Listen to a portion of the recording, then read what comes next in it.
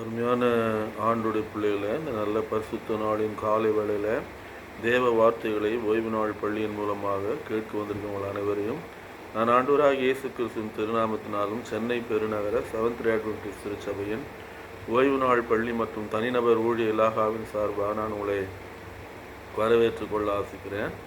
இந்த நல்ல பரிசுத்த நாளில் தேவ வாக்கியங்களை ஆராய்ந்து பார்ப்பதற்கு முன்பாக கண்களை மூடி கர்த்தரை நோக்கி ஜெபித்து நாம் தியானத்திற்குள்ளாக கடந்து செல்லலாம்.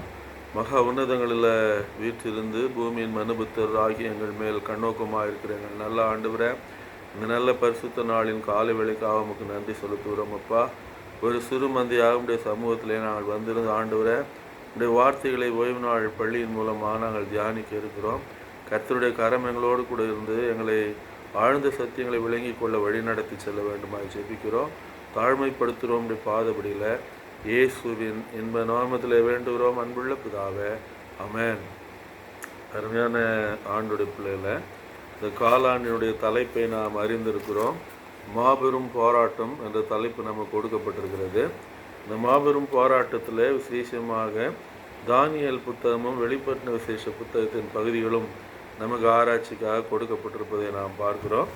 இவ்வார பாடத்தினுடைய தலைப்பு வரவிருக்கும் நெருக்கடி என்று சொல்லி ஒரு தலைப்பு கொடுக்கப்பட்டிருக்கிறது. வரவிருக்கும் போராட்டம் என்று சொல்லி நாம் மொழிபெயர்த்து கொண்டாலும் அதில் எந்த விதமான தவறும் இருக்காது. ஏனென்றால் ஆங்கிலத்திலே இது இம்பெண்டிங் கான்ஃப்ளிக்ட் என்று கொடுக்கப்பட்டிருக்கிறது. இது வர இருக்கக்கூடிய போராட்டம் என்று சொல்லி கூட நாம் இந்த தலைப்பை சற்று சரி செய்து கொள்ளலாம். மனப்பாட வசனமாக யோவான் எழுதின சுவிசேஷத்திலே 17ஆம் அதிகாரம் 17ஆம் வசனம் கொடுக்கப்பட்டிருக்கிறது. நம்முடைய சத்தியத்தினாலே அவர்களை பரிசுத்தமாக்கும், நம்முடைய வசனமே சத்தியம் என்று சொல்லக்கூடிய அந்த வசனம் நமக்கு மனப்பாட வசனமாக கொடுக்கப்பட்டிருக்கிறது.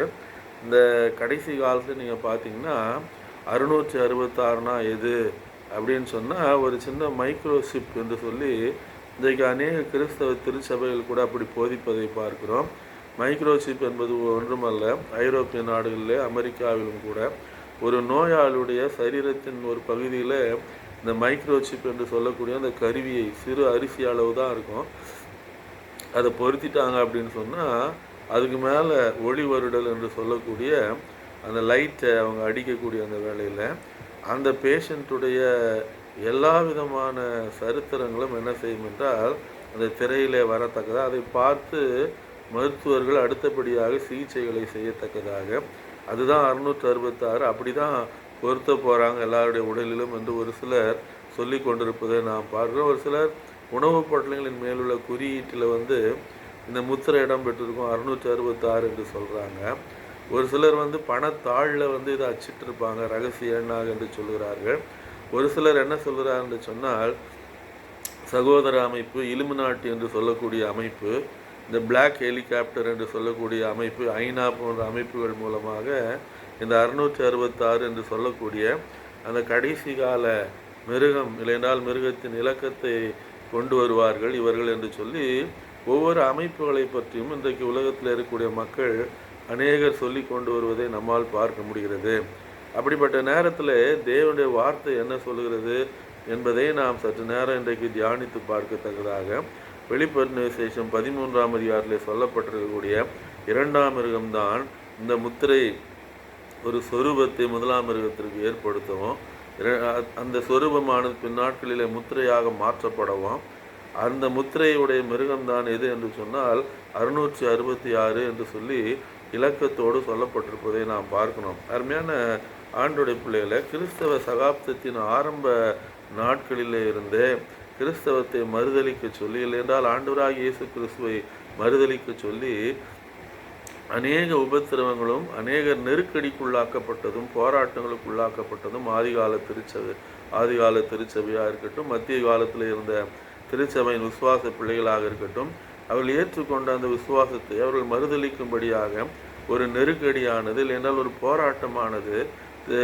சத்தியத்திற்கென்று உண்மையாக இருந்த பிள்ளைகளுக்கென்று கால நெடுகிலும் ஒரு போராட்டம் கொடுக்கப்பட்டு வந்ததை நாம் நன்றாக சிறை தண்டனைகள், அவர்களை அது மாத்திரமல்ல அவர்கள் கொல்லப்படுதல், அவர்கள் துன்பப்படுத்தப்படுதல், இப்படி அநேக காரியங்கள் உபத்திரவங்கள் கிறிஸ்தவ உலகத்திற்கு உண்மையாக இருந்த ஆண்டவருடைய பிள்ளைகளுக்கு தொடர்ந்து கொடுக்கப்பட்டு வந்ததை நாம் நன்றாக அறிந்திருக்கிறோம். ஆனபடினால்தான் இந்த வார தலைப்பு நமக்கு வரவிருக்கிற போராட்டம் என்று சொல்லக்கூடிய, அது என்ன போராட்டம், எதன் அடிப்படையில் அந்த போராட்டம் அமைந்திருக்க போகிறது, நெருக்கடி என்றால் வரவிருக்கும் நெருக்கடி என்றால் எந்த அடிப்படையில் அந்த நெருக்கடி அமைந்திருக்க போகிறது என்பதை குறித்து தான் இந்த நாளில் நமக்கு பாடமாக கொடுக்கப்பட்டிருப்பதை நாம் பார்க்கிறோம். இந்த நாளின் பாடம் விசேஷமாக வெளிப்படுத்தல் 12ஆம் அதிகாரம் 13ஆம் அதிகாரத்திலிருந்து நமக்கு தியானத்திற்காக கொடுக்கப்பட்டிருக்கிறது. விசேஷமாக ஞாயிற்றுக்கிழமை பாடத்தில் வெளிப்படுத்தல் சொல்கிற இறுதி நெருக்கடி, வெளிப்படுத்தின விசேஷம் எதை இறுதி நெருக்கடின்னு சொல்லுது அப்படின்றது தான் ஞாயிற்றுக்கிழமை பாடத்தினுடைய தலைப்பாக இருப்பதை நம்மால் பார்க்க முடியுது இல்லையா. இந்த என்ன இறுதி தலைப்பு, என்ன இறுதி நெருக்கடியாக இருக்க போகுது அப்படின்னா, சிருஷ்டிகரை தொழுது கொள்வதா, இல்லை என்றால் சிருஷ்டிப்பாகிய ஒரு ஸ்தாபனம், இல்லை என்றால் ஒரு நிறுவனம் ஏற்படுத்தின மிருகத்தின் முத்திரையாகி அதை தொழுது கொள்வதா என்பதுதான் கடைசி காலத்திலே ஒரு பெரிய போராட்டமாக என்ன பண்ண போகுது இருக்க போகிறது இல்லையா. சிருஷ்டிகரை தொழுது கொள்வதுன்னா அதுக்கு எது அடையாளமாக இருக்கிறது அப்படின்னா, பரிசுத்த ஓய்வு நாள் சிருஷ்டிகரை தொழுது கொள்வதனுடைய அடையாளமாக நம்ம கொடுக்கப்பட்டிருப்பதை நாம் பார்க்கிறோம் இல்லையா. ஆதியாகமம் 2ஆம் அதிகாரத்திலே பார்க்கிறோம், கர்த்தர் 6 நாளைக்குள்ளே வானத்தையும் பூமியும் உண்டாக்கி 7ஆம் நாளிலே அவர் ஓய்ந்திருந்தார். ஆகையால் கர்த்தர் ஓய்வு நாளை ஆசீர்வதித்து அதை பரிசுத்தப்படுத்தினார் என்று சொல்லத்தக்கதாக ஆசீர்வதிக்கப்பட்டு பரிசுத்தப்படுத்தப்பட்ட அந்த நாள் ஆண்டவராகிய இயேசு கிறிஸ்து, என்றால் தேவன் சிருஷ்டிகர் என்பதற்கான ஒரு அடையாளமாக அன்றைக்கும் இன்றைக்கும் இருந்து வருகிறதை நம்மால் பார்க்க முடிகிறது. அருமையான ஆண்டோடைய பிள்ளைகளை, அப்படிப்பட்ட காலகட்டத்தில் சிருஷ்டிகரை தொழுது கொள்ளாமல் ஒரு முத்திரையை பெற்றுக்கொண்டு மற்றொரு தொழுகைக்குள்ளாக மனிதன் செல்ல வேண்டும் என்று சொல்லக்கூடிய ஒரு கட்டாயப்படுத்துதல் கடைசி காலத்திலே நேரிடும். அதுதான் போராட்டமாக மாறும் என்பதை இந்த வார பாடமானது நமக்கு தெளிவாக காண்பிக்கத்தக்கதாக, அது என்னது, சிருஷ்டிகரை தொழுது கொள்ளாதபடிக்கு நேர் எதிராக இருக்கிற மற்றொரு தொழுகை என்ன என்று சொன்னால், மனிதனால் ஏற்படுத்தப்பட்ட ஒரு தொழுகை, தேவனால் ஏற்படுத்தப்பட்ட தொழுகையினால் 7ஆம் நாள் என்று நாம் பார்க்கிறோம். அதற்கு நேர் எதிராக ஒரு மிருகம் என்ன செய்கிறது என்றால் 13ஆம் அதிகாரத்தில் வேறொரு தொழுகையை மனிதன் செய்யத்தக்கதாக, அந்த நாளுக்கு பதிலாக வேறொரு நாள் மனிதனால் ஏற்படுத்தப்பட்ட, இல்லைனால் மனிதனால் பரிசுத்தமாக்கப்பட்ட அந்த நாளில் ஜனங்கள் தேவனை விட்டு விலகி ஒரு அஞ்ஞான பழக்க வழக்கத்திற்குள்ளே அவர்கள் அடிமைப்படத்தக்கதாக ஒரு அஞ்ஞான ஓய்வு நாளை எடுத்து கிறிஸ்தவ ஓய்வு நாளாக மாற்றியிருக்கிறபடினாலே அந்த தொழுகையை செய்யத்தக்கதாக கடைசி காலத்தில் கர்த்தருடைய பிள்ளைகள் வழி நடத்தப்படத்தக்கதாக, அருமையான ஆண்டோடைய பிள்ளைகளை, அந்த நேரத்தில் தான் உண்மையாக இருக்கிற கர்த்தருடைய பிள்ளைகளுக்கும், இல்லையென்றால் தேவ கற்பனைகளுக்கு கீழ்ப்படிய வேண்டும் என்று உண்மையாக இருக்கிற ஆண்டோடைய பிள்ளைகளுக்கும், அதாவது மனிதன் ஏற்படுத்தக்கூடிய மற்றொரு நாளில் தேவனை தொழுது கொள்கிறோம் என்று சொல்லி இருக்கிற உலகத்தினுடைய பிள்ளைகளுக்கு மத்தியில், இல்லையென்றால் கிறிஸ்தவ பிள்ளைகளுக்கு மத்தியில் ஒரு பெரிய போராட்டம் கடைசி காலத்தில்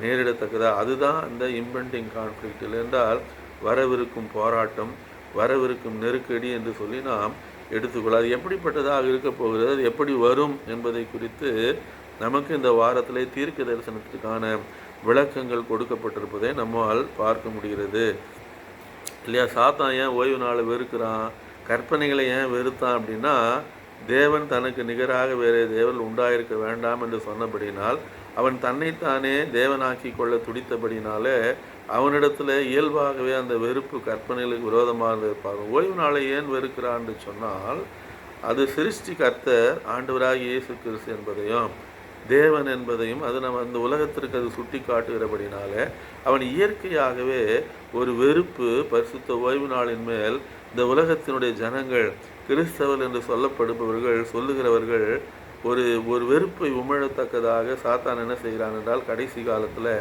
தேவ கற்பனைக்கு விரோதமாக அவன் போராடத்தக்கதாக இல்லையா. சிருஷ்டிகரை அவன் வெறுக்கிறதுனால சிருஷ்டிப்பின் அடையாளமாகிய ஒரு நாளிலே தொழுது கொள்வதை அவன் இயல்பாகவே வெறுக்கிறவனாக மாறத்தக்கதாக அருமையான ஆண்டோடைய பிள்ளைகளை இல்லையா. இது அவன் எப்படி இந்த உலகத்தில் தனது ஆதிக்கத்தை நிலைநாட்ட நினைக்கிறான் என்பதற்கான ஒரு அத்தாட்சியாக மாறுவதை நாம் பார்க்கிறோம் இல்லையா. இங்கே வெளிப்படுத்தல் 12:17 நமக்கு 12:17 14:12 நம்ம பார்க்குறோம். தேவ கற்பனைகளுக்கு கீழ்ப்படிவதும் இயேசுவின் மேலே விசுவாசத்தை ஏற்றுக்கொண்டு தான் மெய்யான திருச்சபை என்னும் மெய்யாகவே சிருஷ்டிகரை தொழுது கொள்வது என்பதும் 12:17 வெளிப்படுத்தல் 12:17 14:12 படி வேறு யாரும் அல்ல அருமையான ஆண்டோடைய பிள்ளைகளை இந்த செவன்த் அட்வென்டிஸ்ட் திருச்சபை தான் என்பதை நாம் நன்றாக அறிந்திருக்கத்தக்கதாக அதுதானே. வேறு யாரும் சிருஷ்டிகர் கொடுத்த அந்த நாளில் இன்றைக்கி தொழுது கொள்வது கிடையாது. எல்லாரும் வாரத்தின் முதல் நாள் ஆலயத்திற்கு செல்கிறார்கள். அநேக கிறிஸ்தவ திருச்சபை, எல்லா கிறிஸ்தவ திருச்சபைகளும் செவன்த் அட்வென்டிஸ்ட் திருச்சபை தவிர இந்த ஒரு திருச்சபை தான் சிருஷ்டிகர் தான் சிருஷ்டிப்பின் அடையாளமாக ஒரு நாளிலே மனிதனை ஓய்ந்திருக்க சொல்லி சொன்ன அதே 7ஆம் நாளிலே தேவனை தொழுது கொள்கிறவர்களாக காணப்படத்தக்கதாக அதானே. வேறு எந்த சபையுமே இல்லை உலகத்தில். இந்த ஒரே ஒரு திருச்சபை தான் என்ன செய்கிறது என்றால் தேவன் கொடுத்த சரியான ஓய்வு நாளிலே ஆண்டவரை தொழுது கொண்டு சிருஷ்டிகரை கனப்படுத்தக்கூடிய ஒரு திருச்சபையாக இருப்பதை பார்க்கிறோம். இந்த திருச்சபையினுடைய உபதேசங்கள் வேதத்தின் அடிப்படையில் இருக்கக்கூடிய இந்த மாபெரும் உபதேசத்திற்கு நேர் எதிரான கருத்துக்களை கொண்டு இந்த உலகத்தில் ஒரு கிறிஸ்தவ வல்லமையானது கிறிஸ்தவத்தின் மேல் திணிக்கத்தக்கதாக அது எது என்றால் அந்த நாளுக்கு விரோதமாக 7ஆம் நாளுக்கு விரோதமாக மற்றொன்று உயர்த்தப்படத்தக்கதாக அருமையான ஆண்டோடைய பிள்ளைகளை அதை தொழுது கொள்ளாத அந்த தொழுகையை ஏற்றுக்கொள்ளாத ஆண்டவருடைய பிள்ளைகள் மேல் ஒரு நெருக்கடியை வரவிட்டு போராட்டத்தை வரவிட்டு அவர்களை வற்புறுத்தி அதற்கு கீழ்ப்படிய தங்களுடைய கட்டளைகளுக்கு கீழ்ப்படியத்தக்கதாக இல்லையென்றால் தேவ கற்பனைக்கு எதிராக மனிதன் ஏற்படுத்தின கட்டளைக்கு கீழ்ப்படியத்தக்கதாக அவர்களை வற்புறுத்துதல் என்பது கடைசி காலத்தில் உருவாகத்தக்கதாக அதான் நம்ம படிக்கிறோம். திங்கட்கிழமை பாடத்தில் நம்ம பார்க்கும்பொழுது அருமையான ஆண்டோடைய பிள்ளைகளை 13ஆம் அதிகாரம் பிற்பகுதியில் அந்த மிருகம் ஒரு சொரூபம் செய்தது, மிருகத்திற்கு முத்திரை ஒன்று இருக்கிறது என்றெல்லாம் நாம் என்ன செய்கிறோம், நமக்கு சொல்லப்பட்டிருப்பதை நம்மால் பார்க்க முடிகிறது. அப்படி தானே ஒரு விசுவாசத்தின் அடிப்படையில் ஒரு போராட்டம் உருவாவது இல்லைனால் நெருக்கடி உருவாவது ஒரு இயல்பான காரியம் கிறிஸ்தவ உலகத்தில் என்பது நாம் நன்றாக அறிந்திருக்கிறோம். அப்படி தானே. உதாரணத்துக்கு பார்க்க போனால் ஆரம்ப காலத்துலேருந்தே அது இருக்குது. ஏதேன் தோட்டத்துக்கு வெளியே ஆதாமும் ஏவாளும் வந்தபோது காயின் ஆபியல் அவர்களுக்கு பிறந்து அந்த தொழுகை காரியத்தில் தான் முதலாக தம்பியை அண்ணன் என்ன செய்கிறார் என்றால் கொன்று போடத்தக்கதாக இல்லையா. தொழுகை அடிப்படையிலே நேரிடக்கூடிய போராட்டங்கள் இந்த உலக வரலாற்றின் ஆரம்பத்திலிருந்தே நடந்து கொண்டிருப்பதை நம்மால் பார்க்க முடியும் இல்லையா. தொழுகைக்கான வித்தியாசங்கள் வேறுபாடுகளினால என்ன செய்தார், அண்ணன் தம்பியை கொலை செய்ததை நாம் பார்க்குறோம். அதுதானே கடைசி காலத்தில் கூட கிறிஸ்தவ திருச்சபைகள் அநேக திருச்சபைகள் மெய் கிறிஸ்தவ திருச்சபையாக செவன்த் அட்வென்டிஸ்டுடைய விசுவாசத்திற்கு விரோதமாக அவர்கள் எழும்பி நிற்கத்தக்கதாக இல்லையா. அவங்க எழும்பி நின்று இந்த திருச்சபையுடைய உபதேசங்களை குறை கூறுகிறவர்களாகவும் இல்லையா, இந்த சத்தியத்திற்கு விரோதமாக மற்ற கிறிஸ்தவ அமைப்புகளை எழுப்புகிறவர்களாகவும் இந்த உலகத்தில் கடைசி நேரத்தில் காணப்படும் என்பதுதான் இன்றைக்கு தீர்க்க தரிசன பகுதிக்கான விளக்கமாக நமக்கு கொடுக்கப்பட்டிருப்பதை நம்மால் பார்க்க முடியும் இல்லையா. புதிய ஏற்பாடு முழுவதும் இந்த அனுபவத்தை நம்ம பார்க்குறோம். அப்படி தானே ஆரம்ப கால கிறிஸ்தவ திருச்சபைக்கும் இது பழைய ஏற்பாட்டிலையும் இதே பிரச்சனை இருந்தது. தீர்க்கதரிசிகள் ஒன்று சொன்னாங்க, பொய் தீர்க்கதரிசிகள் இன்னொன்று சொன்னார்கள். அரசர்கள் பொய் தீர்க்கதரிசிகள் சொன்னதை நம்பி மோசம் போனதை நாம் வேத வரலாற்று முழுவதிலும் நாம் ஆராய்ந்து பார்க்கத்தக்கதாக அருமையான ஆண்டுடைய பிள்ளைகளை புதிய ஏற்பாட்டு திருச்சபையும் கூட இப்படியாக துன்பப்படுத்தப்படத்தக்கதாக இல்லையா அது இருந்து வந்ததை நாம் பார்க்கிறோம். ஆரம்ப காலங்களில் ஏன் சீர்திருத்த நாட்களிலும் கூட இருண்ட நாட்களிலும் கூட இப்படிப்பட்ட ஒரு போராட்டமானது தொழுகைக்கான ஒரு போராட்டம், மெய் தொழுகை பொய் தொழுகை, மெய்யான சிருஷ்டிகரை தொழுது கொள்ளக்கூடிய ஒரு காரியம், அதற்கும் ஒரு பொய் தொழுகைக்கு மத்தியிலே போராட்டம் கிறிஸ்தவ சகாப்தம் தோன்றின முதற்கொண்டு தொடர்ந்து இன்றைக்கும் நடந்து வரத்தக்கதாக அருமையான ஆண்டுடைய பிள்ளைகளை இல்லையா இது தொடர்ந்து நடந்து கொண்டே வருவதை நம்மால் பார்க்க முடிகிறது.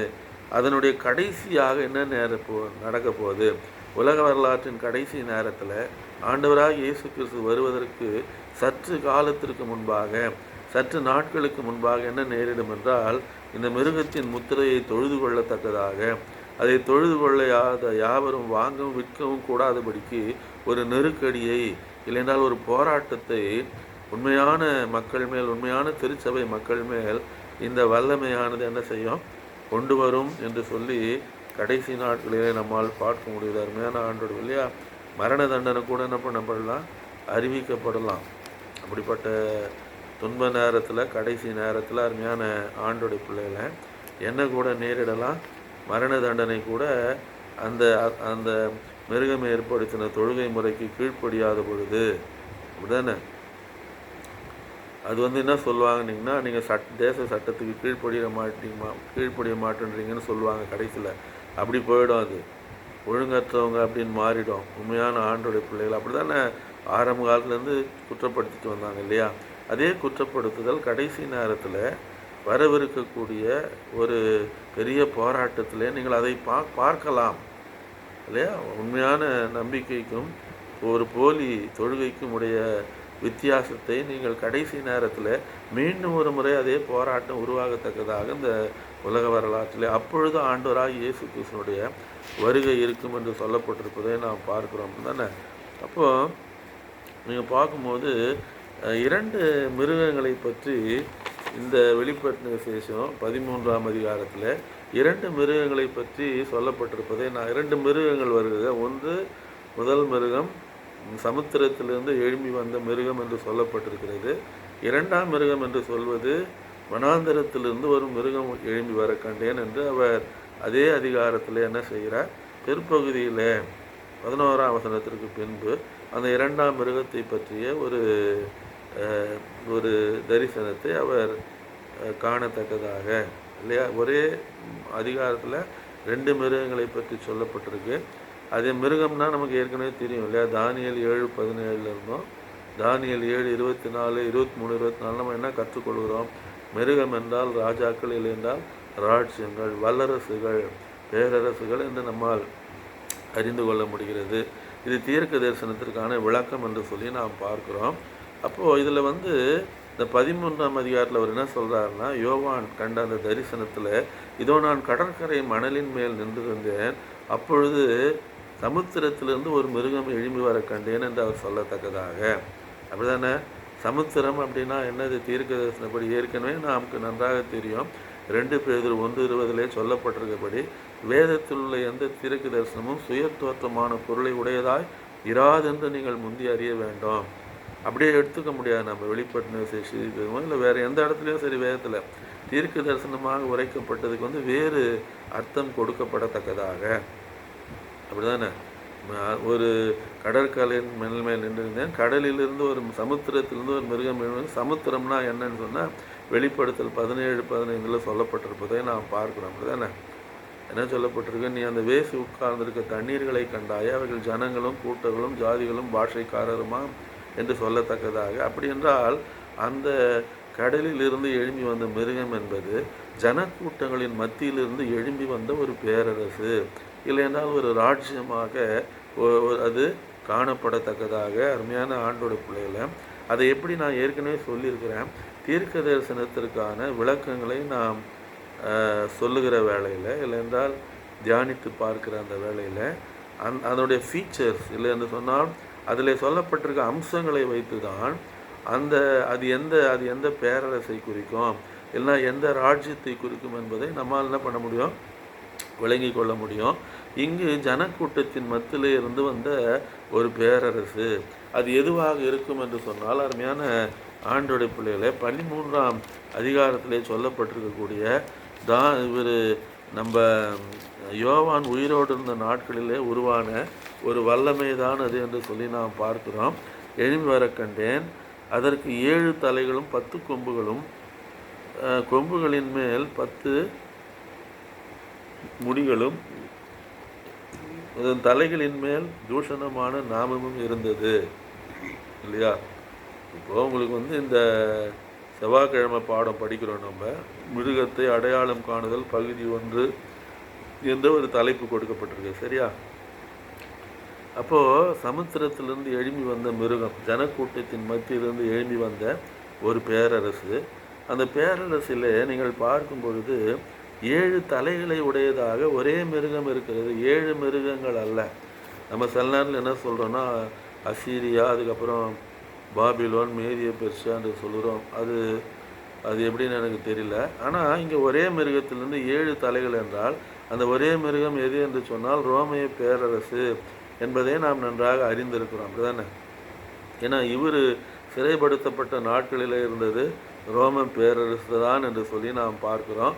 அது மாத்திரமல்ல, அருமையான ஆண்டோடைய பிள்ளைகளை, பலவிதமான கலவையாக முந்தின மிருகங்கள், தானியேல் 7ஆம் அதிகாரத்தில் சொல்லப்பட்டிருக்க மற்ற 3 மிருகங்களை போன்ற உடற்பகுதிகளை உடைய ஒரு வல்லமையாக, ஒரு பேரரசாக இந்த ரோம பேரரசு காணப்பட்டதை நம்மால் பார்க்க முடிகிறது.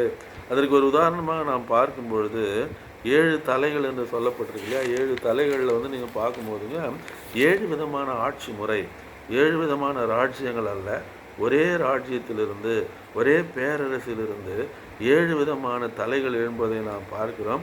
முதலாவது ரோம பேரரசை ஆதியிலே ஆட்சி செய்தது கிங்லி என்று சொல்லக்கூடிய ராஜ வம்சத்தினர் என்று பார்க்கிறோம். கிங்லி முதலாவது தலை. ரெண்டாவது வந்து கன்சூலர் என்று சொல்லக்கூடிய ஒரு ஆட்சி முறை. ரோம பேரரசில் ஏற்படுத்தப்பட்ட 2வது ஆட்சி முறை என்ன என்றால், அருமையான ஆண்டோடைய பிள்ளைகளை, இந்த வெளிநாட்டிற்கு தாங்கள் பிடித்த அயல் நாடுகளுக்கு 2 நபர்களை அனுப்பி, இல்லைன்னா 2 கவர்னர்களை அனுப்பி அவர்கள் மூலமாக உலகம் முழுவதையும் ஆட்சி செய்த ஆட்சி முறை தான் கன்சூலர் என்று சொல்லக்கூடிய 2வது ஆட்சி முறை என்று பார்க்கிறோம். 3வது டெசிமுரேட் என்று சொல்லக்கூடிய ஆட்சி முறை. டெசிமுரேட் என்று சொன்னால் 10 ஆளுநர்களை ஒரு பிரதேசத்திற்கு அனுப்பி, ஒரு பெரிய மாநிலமாக இருக்கும், இல்லைன்றால் ஒரு ராஜ்யமாக இருக்கும், அது இவர்களுக்கு அடிமைப்பட்டிருக்கும் ரோமுக்கு, அங்கு தங்கள் அதிகாரத்தை நிலைநாட்டவும், வரிகளை வசூலிப்பதற்காகவும், சட்டங்களை ஏற்றுவதற்காகவும் 10 பேரை கொண்ட அலுவலர்கள், இல்லைன்றால் கவர்னர்கள் ஒரு நாட்டிற்கு அனுப்பப்பட்டு அவர்கள் மூலமாக ஆட்சி செய்யப்பட்ட முறைதான் இந்த டெசிமுரேட் என்று சொல்லக்கூடிய முறை என்று பார்க்கிறோம். அடுத்தது ட்ரைமுரேட் என்று சொல்லக்கூடிய ஒரு ஆட்சி முறை. 3 பேர் சேர்ந்து ஆட்சி செய்யக்கூடியது. அதில் கிமு 60 அது ஏற்பட்டதை பார்க்கிறோம். ஜூலியஸ் சீசர், பாம்பே மற்றும் கிரேசியஸ் சீசர் என்று சொல்லக்கூடிய அந்த கிரேசஸ் சீசர் என்று சொல்லக்கூடிய இந்த 3 அரசர்கள், இல்லைனால் 3 ரோம தளபதிகள், இவர்கள் ஒன்றாக சேர்ந்து செய்த ஆட்சி முறைக்கு பேர் தான் ட்ரைமுரேட் என்று சொல்லப்படத்தக்கதாக. அவங்களுக்கு இந்த ஜூலியஸ் சீசருடைய அசாசினேஷனுக்கு அப்புறம் மற்ற 3 ட்ரைமுரேட்டுகள் வருகிறார்கள். ஆண்டனி, லெபிடஸ் அண்ட் ஆக்டேவியன் என்று சொல்லக்கூடிய 3 பேர் என்ன செய்தார்கள், கிமு 43 வந்து அவர்கள் ட்ரைமுரேட்டுகளாக இது வந்து ஒரு ஆட்சி முறைகள். ஒரே பேரரசிலிருந்து எழும்பின 7 விதமான ஆட்சி முறைகள் என்று பார்க்கிறோம். 5வது வந்து டிக்டாட்டோரியல், மீண்டும் சர்வாதிகாரம். ஜூலியஸ் சீசருடைய இதுக்கப்புறம் சர்வாதிகாரம் தலை தூக்குகிறது. இது 5வது ஆட்சி. இம்பீரியல் என்று சொன்னால் மீண்டுமாக ஒரு அந்த மன்னராட்சி முறையானது அந்த ரோம பேரரசிலே ஏற்படுத்தப்படுவதை நம்மால் பார்க்க முடியுது. அது 6வது. 7வது வந்து பேப்பல் என்று சொல்லக்கூடியது, போப் ஆட்சி முறை. அருமையான ஆண்டோடைய பிள்ளைகளை, ரோம கிறிஸ்தவ மார்க்கத்தினுடைய தலைவராகிய போப்பை வைத்து மேற்கு ரோம் அவருக்கு வழங்கப்படத்தக்கதாக கான்ஸ்டான்டைன் என்ன பண்ணுறாரு அப்படின்னா, இந்த மேற்கு ரோம பேரரசு வந்து கிழக்கில் இருக்க பைசாண்டைன் என்று சொல்லக்கூடிய அந்த இடத்தை துருக்கியை தலைநகராக வைத்து ஒரு ஈஸ்டர்ன் ரோமன் எம்பையர்னு ஒன்று எழும்புது. அப்போ இந்த வெஸ்டர்ன் ரோமன் எம்பையர் சீட்டு காலியான உடனே அது யாருக்கு கொடுக்கப்படுகிறது என்றால், இயல்பாகவே ரோம கிறிஸ்தவ திருச்சபையின் தலைவராகிய போப்பின் கரங்களிலே அது ஒப்படைக்கப்படுவதை நம்மால் பார்க்க முடியும். இது வந்து சரித்திரம் சொல்லக்கூடிய ஒரு உண்மையாக இருப்பதை பார்க்கிறோம். அவர் சொல்கிறார் 7 தலைகள்னு சொல்கிறார், 10 கொம்புகள் அப்படின்னு சொல்கிறார் இல்லையா? நமக்கு நல்லா தெரியும் ரோம பேரரசு 10 பிரிவாக பிரிக்கப்பட்டதை நாம் நன்றாக அறிந்திருக்கிறோம். கிபி 476க்கு பின்பு அந்த பேரரசு வீழ்ச்சி அடைந்து, எனக்கு அருமையான ஆண்டோடைய பிள்ளைகளை, 10 பேரரசு, இல்லைனால் 10 ராஜ்யங்கள் அந்த பேரரசிலிருந்து பிரிந்து செல்வதை அதுதான் இன்றைக்கி இங்கிலாந்து, ஜெர்மனி இல்லையா, இப்படி நிறைய ஃப்ரான்ஸ் இருக்கிறது, இத்தாலி இருக்கிறது. இப்படி 10 நாடுகள் அந்த பேரரசிலிருந்து பிரிந்து சென்ற நாடுகள் என்று நான் அது பழைய காலத்தில் என்ன பேர் சொன்னாங்கன்னா, விசிகாஸ், வாண்டல்ஸ், ஹெருலே, சாக்சன்ஸ், பர்காண்டியன்ஸ், ஃப்ராங்க்ஸ் என்று சியூவி என்று சொல்லக்கூடிய ஆங்கிலோ சாக்சன்ஸ் என்று இப்படி இந்த 10 விதமான நாடுகளாக பிரிகிறது. இந்த ரோம பேரரசு பிரிந்து சென்றார். இதுகளில் தான் நாம் பார்க்கும்பொழுது 10 நாடுகளுக்கும் என்ன சொல்லப்பட்டிருக்கு, 10 கொம்புகள், 10 முடிகள்னா, முடினா க்ரௌன், முடினா இந்த சாதாரண முடியல, க்ரௌனுன்னு போடப்பட்டிருக்கு ஆங்கில வேதம்னா. அவைகள் ராஜ்யங்கள் என்று அர்த்தம். அதன் தலைகளின் மேல் தூஷணமான நாமம் இருந்தது. விளங்குச்சுங்களா? அப்போது இங்கே நாம் பார்க்கும்போது அவர் சொல்லுகிறார் 2ஆம் வசனத்தில், நான் கண்ட மிருகம் சிறுத்தையை போல் இருந்தது, அதன் கால்கள் கரடியின் கால்களைப் போலவும் அதன் வாய் சிங்கத்தின் வாயை போலன்னா 7ஆம் அதிகாரத்தில் முதல்ல சொல்லப்பட்ட 3 மிருகங்கள் இல்லையா, தானியேல் 7ஆம் அதிகாரத்தில். இதுதான் என்ன பண்ணுதுன்னா பவருக்கு அதுக்கு யார் அந்த சீட்டை கொடுக்குறாங்கன்னா வலு சர்வமானது. வலு சர்வம்னா என்ன நமக்கு தெரியும் இல்லையா, 12:7 வெளிப்பட்ட விசேஷத்தில் நம்ம வாசிக்கிறோம். உலகம் அனைத்தையும் மோசம் போக்குற சாத்தான் என்றும் பிசாஸ் என்றும் சொல்லப்பட்ட பழைய பாம்பாகிய பெரிய வலு சர்பம். வலு சர்பம்னா சாத்தான் என்ற பொருள். அதுதான் அந்த சீட்டை என்ன பண்ணுதான் அந்த ரோம பேரரசுக்கு அந்த சீட்டை அது கொடுக்கத்தக்கதாக. அதனுடைய வல்லமை எதிலிருந்து உருவானது என்றால் ரோமைய பேரரசின் வல்லமை அஞ்ஞான வல்லமைகளால் நிறைந்து அந்த வலு சர்வமாகிய பிசாசினாலே சாத்தானாலே கொடுக்கப்பட்ட ஒரு வல்லமையாக ரோம பேரரசு காணப்பட்டதை நாம் பார்க்கிறோம். அதன் தலைகளில் ஒன்று சாவுக்கு எதுவாக காயப்படுது. நமக்கு நல்லா தெரியும் இல்லையா, பெர்த்தியர் என்று சொல்லக்கூடிய பிரெஞ்சு ஜெனரல் இந்த நெப்போலியன் போனபார்ட்டினுடைய உத்தரவின்படியே அவர் என்ன செய்கிறார், பிரெஞ்சு புரட்சியின் நாட்களில் 1798 அந்த பயசிக்ஸ் என்று சொல்லக்கூடிய ரோம ராஜ்யத்தினுடைய கிறிஸ்தவ தலைவர் பயசிக்ஸ் என்கிற போப்பு கைது செய்யப்பட்டு பாரிஸ் நகர சிறைக்கு அவர் சிறையில் அடைக்கப்பட்டு அங்கே அவர் மரித்து போவதை நாம் பார்க்கணும். இதுதான் அந்த தலைகளில் ஒன்று சாவுக்கு எதுவாக. இப்போ இதில் இந்த ஃபீச்சர்ஸ் எல்லாம் வச்சு நீங்கள் பார்க்கும்போது அது வேறு எதுவுமே கிடையாது. அந்த காயம்பட்ட தலை எது அப்படின்னு சொன்னீங்கன்னா 1798 இந்த ரோம பிஷப் என்ன பண்ணப்பட இந்த ரோம கிறிஸ்தவ மார்க்க தலைவர் பயசிக்ஸ் பத்திநாதர் என்று சொல்லுகிறார்கள். அவர் என்ன செய்யப்பட்டார் என்றால் அவர் சிறை செய்யப்பட்டு அவர் மரித்து போவதை நாம் பார்க்கிறோம். அதுதான் தலைகளில் ஒன்று சாவுக்கு எதுவாக வியாழக்கிழமை பாடத்துக்கு நம்ம வரலாம். புதன்கிழமை பாடம் மிருகத்தை அடையாளம் காணுதல் பகுதி 2. அப்போது இது என்ன நடக்குது அப்படின்னு சொன்னீங்கன்னா, அந்த இடத்துல இந்த மிருகம் காயப்பட்டதுக்கு அப்புறம் அந்த அந்த காயம் சொஸ்தமாக்கப்படுகிறது. 1798 காயப்படுது அந்த தலை, சாவுக்கு எதுவான காயம். 1929 பெனிட்டோ முசோலினி என்று சொல்லக்கூடிய இத்தாலிய அதிபர் என்ன செய்கிறார் என்றால் போப்பிற்கு திரும்பவும் அந்த வல்லமையை எழுதி கொடுக்க ஒரு ட்ரீட்டி ஒன்று நடக்குது, ஒரு உடன்படிக்கை. அந்த உடன்படிக்கையின்படி கிறிஸ்தவ மார்க்க தலைவராக மீண்டுமாக போப் நியமிக்கப்படத்தக்கதாக இது 1929ஆம் வருஷத்தில் இப்போது இந்த போன நூற்றாண்டுக்கு முந்தின நூற்றாண்டில் நடைபெற்ற காரியம். அதன் அந்த சாவுக்கு அந்த காயம் சொஸ்தமாக்கப்பட்டது.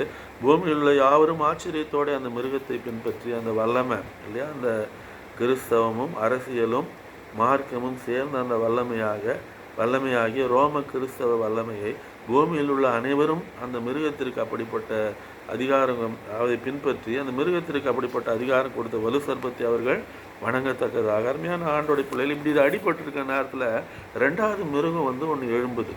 2வது மிருகம் ஒன்று எழும்புகிறது. அந்த மிருகம் எது என்று சொன்னால் என்ன வித்தியாசம்னா, இந்த முதல் மிருகம் இந்த கடல் மிருகம் இருக்கிறது, சமுத்திரத்தில் இந்த ரோம பேரரசு இருக்கும்.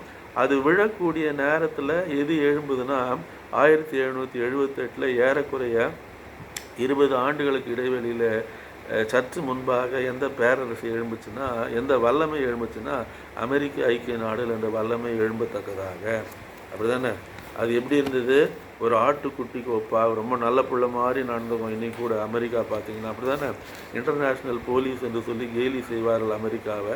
எங்கே என்ன பிரச்சனை நடந்தாலும் போய் தலையிட்டு அதை தீர்க்கிறேன் அப்படின்னு சொல்லி அவர்கள் ஈடுபடுவதை நம்மால் பார்க்க முடியுது. 2வது மிருகம் என்ன செய்யுது அப்படின்னு சொன்னீங்கன்னா, ஆட்டுக்குட்டிக்கு ஒப்பாக 2 கொம்புகளை உடையதாக இருந்தது. அதற்கு எதை சொல்கிறாங்கன்னு சொன்னிங்கன்னா, வட அமெரிக்கா தென் அமெரிக்கான்றாங்க. இப்போ நவீன இன்டர்பிரிட்டேஷன் செவன்த் அட்வென்டிஸ்ட் என்ன விசுவாசிக்கிறாங்கன்னா, அரசியலும் மார்க்கமும் கலந்த அதே போல் ஒரு வல்லமை, ரோம வல்லமை போலவே ஏறக்குறைய ஏறக்குறைய ரொம்ப ரக்கடாக போகாமல் ரொம்ப கவனமாக இருந்து டிப்ளமேசியை யூஸ் பண்ணி சாதுரியத்தை முதலாம் மிருகத்தை வணங்க செய்யத்தக்கதாக இந்த இரண்டாம் மிருகம் ஒரு சொரூபத்தை அதற்கு உண்டு பண்ணத்தக்கதாக. அந்த சொரூபம்தான் எது என்றால் ஞாயிறு ஆசரிப்பு. எனக்கு அருமையான ஆண்டோடைய பிள்ளைகளை கடைசியில் அது அப்படி தான் முடியும். பார்த்துக்கோங்க, இந்த அந்த இத்தாலியில் இருக்கிற அந்த சதுக்கத்தில் போப் என்ன செய்தார் அப்படின்னு சொன்னால், அருமையான ஆண்டோடைய பிள்ளைகளை அவர் கொண்டு வந்த ஒரு சட்டம் என்ன என்று சொன்னால், அந்த ஞாயிறை அவர் சொன்னார் 2012 ஜூன் 6 பிளஸ் பண்ணாராம். எந்த சதுக்கத்திலேருந்து? அந்த புனித பேது செயின்ட் பீட்டர்ஸு அந்த சதுக்கத்திலேருந்து அவர் என்ன பண்ணுறாருன்னு சொன்னால், ஜனங்களை பிளஸ் பண்ணும்போது ஞாயிற்றுக்கிழமை கர்த்தருடைய நாளாகவும் ஆண்களும் பெண்களும் உரிய நாளாகவும் ஒரு வேலையும் செய்யாமல் இருங்கன்னு சொல்லி அவர் என்ன பண்ணுறாரு, ஒரு விண்ணப்பத்தை இந்த போப்பு கொடுக்கத்தக்கதாக ரோம கத்தோலிக்க கிறிஸ்தவ வல்லமையினுடைய தலைவராகிய அந்த ரோம பிஷப் ஆகிய ரோம போப் என்ன செய்கிறார் என்றால், ஒரு அறிவுரை போன்ற ஒரு சட்டத்தை அவர்களுக்கு அவர் கொடுக்கத்தக்கதாக. இப்படிலாம் தான் இந்த மிருகம் என்ன பண்ணோம் அப்படின்னு சொன்னிங்கன்னா, ஒரு சட்டத்தை கொண்டு வரோம், சொரூபத்தை ஏற்படுத்தும். இந்த புதிய அந்த மிருகமாகிய ரெண்டாம் மிருகமாகிய அமெரிக்க ஐக்கிய நாடுகள் ஜன சஞ்சாரமற்ற இடத்துலேருந்து அது எழும்புச்சு இல்லையா, ஒரு குடியேற்ற நாடு அமெரிக்க ஐக்கிய நாடுகள். அங்கு செவ்விந்தியர்கள் இருந்தாலும் அதன் பின்பு இங்கிலாந்திலிருந்து அந்த சீர்திருத்த காலத்தின் நடுவில் மேஃப்ளவர் என்ற கப்பலில் ஏறி இங்கிலாந்தில் இருந்தவர்கள் சென்று அங்கு குடியேறி அவங்க என்ன பண்ணாங்க, ஈக்குவாலிட்டி, ஃப்ராட்டர்னிட்டி, பிரதர்ஹுட் என்று சொல்லக்கூடிய அந்த ஸ்லோகங்களை தலைப்பாக வைத்து ஒரு லிபர்ட்டி என்று சொல்லி ஒரு வார்த்தை வரும், அதில் ஏற்படுத்தப்பட்ட நாடு தான். ஆனால் அது வலு சர்பத்தை போல் பேசினது, வானத்திலிருந்து அக்கினி இறங்கி வரத்தக்கதாக அது என்ன செய்தது என்றால், அருமையான ஆண்டோடைய பிள்ளையில் பெரிய அற்புதங்களையும் அதிசயங்களையும் கடைசி காலத்தில் அது செய்து இல்லையா, அந்த முதல் மிருகத்திற்கு ஒரு சொரூபத்தை செய்யவும், அந்த சொரூபத்தை வணங்காதவர்கள் யாவரும் ஒரு முத்திரையை பெற்றுக்கொள்ளவும், அந்த முத்திரையை பெற்றுக்கொள்ளாதவர்கள் தவிர வேறு யாரும் கொள்ளவும் விற்கவும் கூடாதபடி கடைசி நாட்களிலே ஒரு பேரு ஆபத்தை இந்த வல்லமைகள் ரெண்டும் சேர்ந்து, முந்தின மிருகமும் பிந்தின மிருகமும் சேர்ந்து உலகத்தின் மேல் கட்டாயப்படுத்தத்தக்கதாக. அதுதான் இது என்றால், ஞாயிற்றுக்கிழமையை ஓய்வு நாளாக ஆசரிக்க வேண்டும் என்ற சட்டம். அருமையான ஆண்டோடைய பிள்ளைகளை அதுதான் மிருகத்தினுடைய முத்திரையாக இருக்க போகிறது. அதை ஏற்றுக்கொள்ளாதவர்கள் விற்கவும் வாங்கவும் கூடாதபடி பூமியில் இருந்த மிருகன் வியாழக்கிழமை பாடம் செய்ய போகிறது இல்லையா. அந்த 666 வேறு எதுவும் இல்லைங்க. அருமையான ஆண்டோடைய பிள்ளையில் 13ஆம் அதிகாரம் 18ஆம் வசனத்தில் சொல்லப்பட்டிருக்கு 666 வேறு எதுவும் இல்லை. அது ஒரு இலக்கம், அது ஒரு மனுஷனுடைய இலக்கமாக இருக்குது. அது ஒரு சிப்பு, மைக்ரோ சிப்பு கிடையாது. ஒரு சிலர் சொல்கிறாங்க பெரிய ரோபோ ஒன்று வரும் அதுன்றாங்க, என்னெல்லாமல் சொல்ல, அதெல்லாம் கிடையாது. அது ஒரு மனுஷனுடைய இலக்கமாக இருக்கிறது அப்படின்னு சொன்னால், ஒரு a person who is in the power, the religious and political power, வலைஞ்சுங்களா, ரிலீஜியோ பொலிட்டிக்கல் பவரில் இருக்கக்கூடிய ஒரு வல்லமை தான் இதை கொண்டு வந்து இதை ஏற்படும். அது யார் என்று சொன்னால் 666 நீங்கள் பார்க்கும் பொழுது வைக்காரியஸ் ஃபில்லிடி என்று சொல்லக்கூடிய ஒரு வார்த்தை போப்பினுடைய 3 அடுக்கு அந்த கிரீடத்தில் எழுதப்பட்டிருப்பது. King of kings, lord of லார்ட்ஸ்லாம் இருக்குது.